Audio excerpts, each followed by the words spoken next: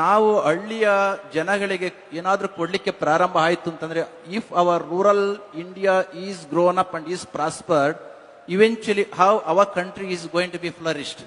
So Mandiveji, when Kumaraswamy was first time Chief Minister of Karnataka, my Pujya Guruji, then Jagadguru of Adichunji Mahasansthan Mat, given him a direction to give 40 plus science colleges to rural Karnataka.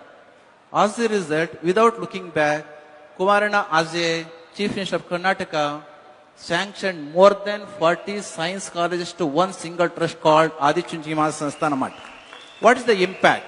All these 40 colleges are established in rural Karnataka, in villages and in talukas, because of which our farmers could be able to put their children into science-based education. As a result, because of which today many have become engineers, many have become doctors, and many have become technocrats, because of which our country is flourishing. Particularly the area of this area of Karnataka has been flourishing so much.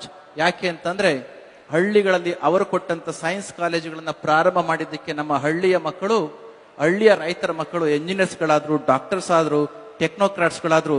ಹಾಗಾಗಿ ಈ ಏರಿಯಾದಲ್ಲಿ ಸಾಕಷ್ಟು ಬದಲಾವಣೆಗಳು ಬರಲಿಕ್ಕೆ ಸಾಧ್ಯ ಆಯಿತು.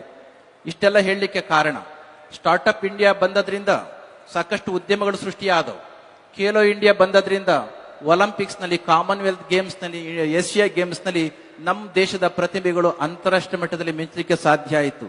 Rural ಕರ್ನಾಟಕದಲ್ಲಿ science ಕಾಲೇಜುಗಳು ಬರಲಾಗಿ ನಮ್ಮ ದೇಶದ ಇವತ್ತಿನ ಪ್ರಗತಿಗೆ ಕಾಂಟ್ರಿಬ್ಯೂಷನ್ ಕೊಡ್ಲಿಕ್ಕೆ ಸಾಧ್ಯ ಆಯಿತು.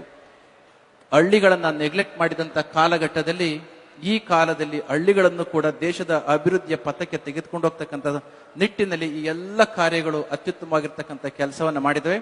In the light of this, I have been congratulating our Union Minister Mansukh Mandaviya for having given such a great contribution to for our Mandya. ಮತ್ತು ಕುಮಾರಣ್ಣ ಅವರು ಈ ವ್ಯವಸ್ಥೆಯನ್ನ ನಮ್ಮ ಮಂಡ್ಯಕ್ಕೆ ತಂದದ್ದಕ್ಕೆ ಅವರಿಗೂ ಕೂಡ ನಮ್ಮ ಮಂಡ್ಯ ಜಿಲ್ಲೆಯ ಜನಗಳ ಪರವಾಗಿ ಧನ್ಯವಾದಗಳನ್ನ ಹೇಳಿ ನನ್ನ ಮಾತನ್ನ ಮುಗಿಸ್ತೇನೆ. ಜೈ ಶ್ರೀ ಗುರುದೇವ್.